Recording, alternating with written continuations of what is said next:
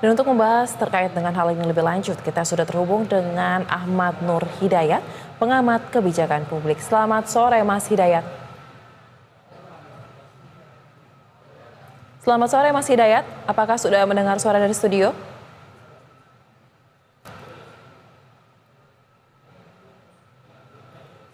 Baik, Mas Hidayat, apakah sudah mendengar suara dari studio dengan cukup jelas?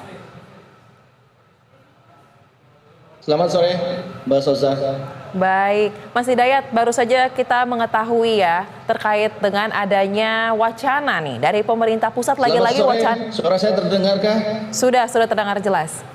Kita akan membahas terkait dengan wacana yang baru saja ditelurkan oleh pemerintah yang katanya nih akan membuat perubahan dalam peraturan transportasi umum khususnya terkait dengan subsidi KRL. Anda melihatnya seperti apa? Karena katanya nantinya KRL ini akan menggunakan berbasis NIK.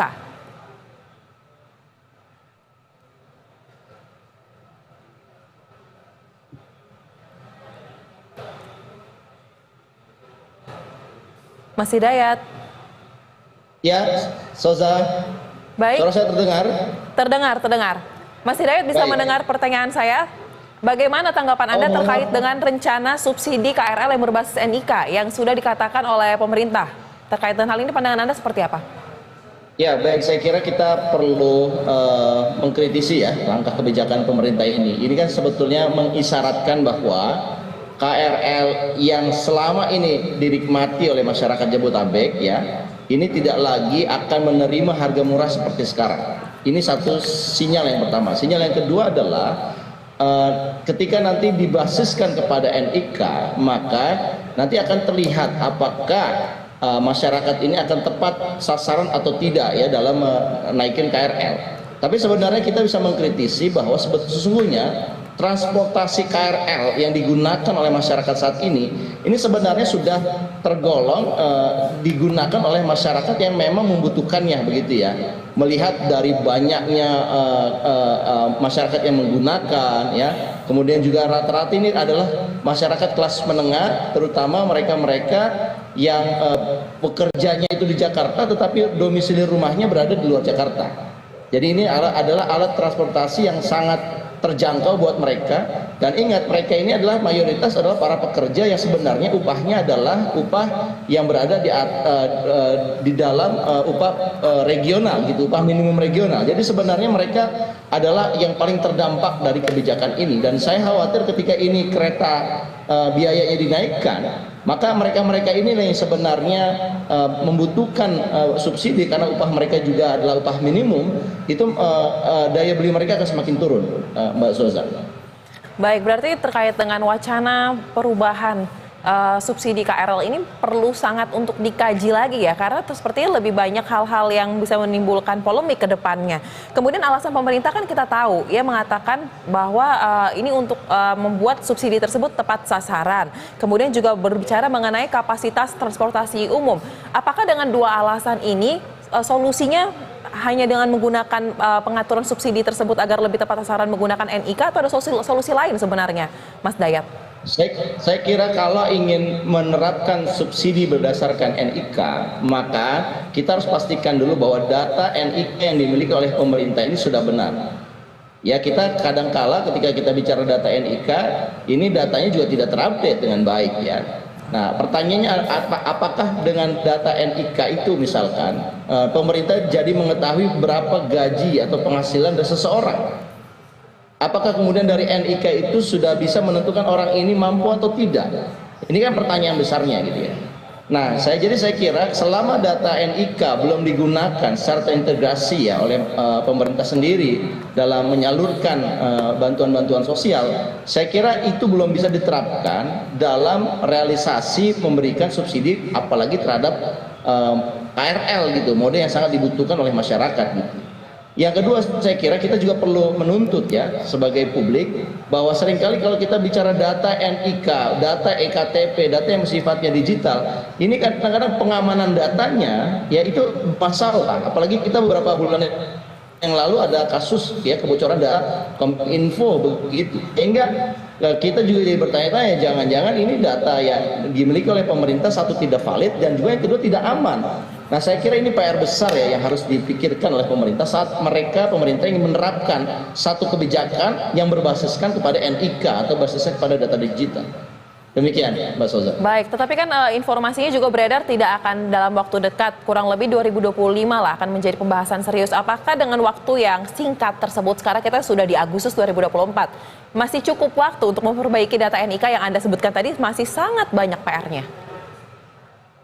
Ya, saya kira itu jadi pertanyaan besar ya buat pemerintahan. Apalagi pemerintahan sekarang ini kan Oktober sudah berganti ya. Kira-kira pemerintahan baru akan dimulai bulan Oktober. Apakah kemudian dari Oktober ke Desember mampu disiapkan perapian data NIK? Ini jadi pertanyaan besar.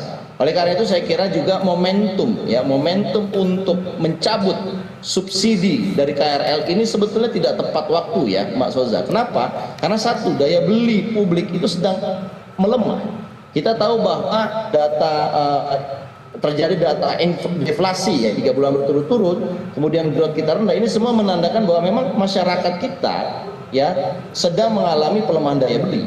Jadi kalau seandainya ini terburu-buru ya menaikkan KRL kemudian menerapkan subsidi KRL kepada berbasis NIK, ini memukul ya pertumbuhan ekonomi, kemudian menambah berat penderita kehidupan masyarakat ya, khususnya masyarakat perkotaan yang mereka bekerja di perkotaan. Dan yang ketiga adalah juga ini kelihatannya tidak terlalu siap ya terkait mengenai basis dari penggunaan NIK itu tadi.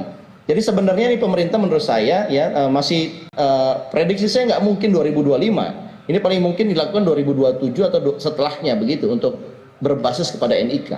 Demikian. Baik, tapi kita berbicara mengenai transportasi umum juga ya Mas Dayat. Jika kita melihat lebih jauh ke negara-negara lain yang lebih terintegrasi sistem transportasinya, bahkan jika kita lebih ke benua Eropa, mungkin ada beberapa kota yang sudah menerapkan transportasi umum secara gratis.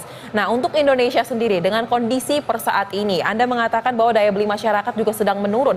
Seperti apa sebaiknya pengelolaan transportasi umum dilakukan oleh pemerintah agar dapat mendorong juga terkait dengan kegiatan ekonomi dan tidak menjepit salah satu kelompok masyarakat, khususnya masyarakat kelas menengah?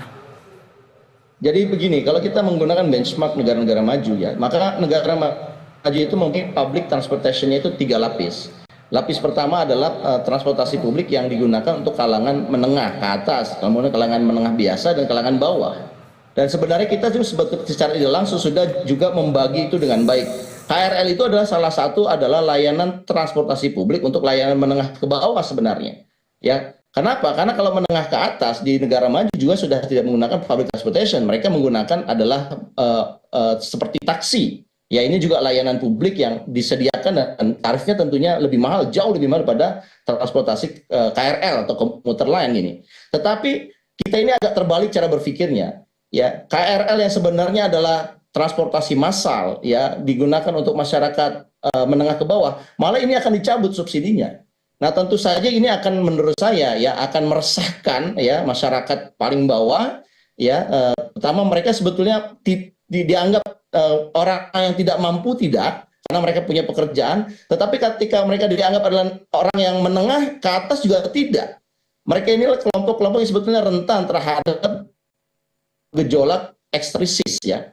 Oleh karena itu saya kira ya kebijakan KRL ya yang akan menaikkan biayanya ini perlu dipikirkan ulang kembali, apalagi ingin melakukan subsidinya menggunakan NIK, ini 2 kali harus berpikir ulang menurut saya, Mbak. Jadi kalau bicara memang menyiapkan transport yang memang itu terjangkau untuk semua orang. Baik. Sehingga itu nanti akan digunakan sebagai channeling masyarakat dari menengah ke bawah gitu. Baik. Sedangkan nanti masyarakat yang kira-kira mampu, memang mereka biasanya tidak menggunakan moda transportasi yang seperti KRL tadi. Mungkin mereka memilihnya lebih kepada MRT yang jauh lebih mahal biayanya dibandingkan KRL yang nikmati sekarang. Begitu. Baik, berarti ini menjadi catatan besar ya bagi pemerintah jika ingin mengurangi subsidi melalui NIK-nya justru diperbaiki terlebih dahulu ya. Terima kasih pengamat kebijakan publik Ahmad Nur Hidayat telah berbagi pandangan bersama kami di Berita Satu Sore. Salam sehat.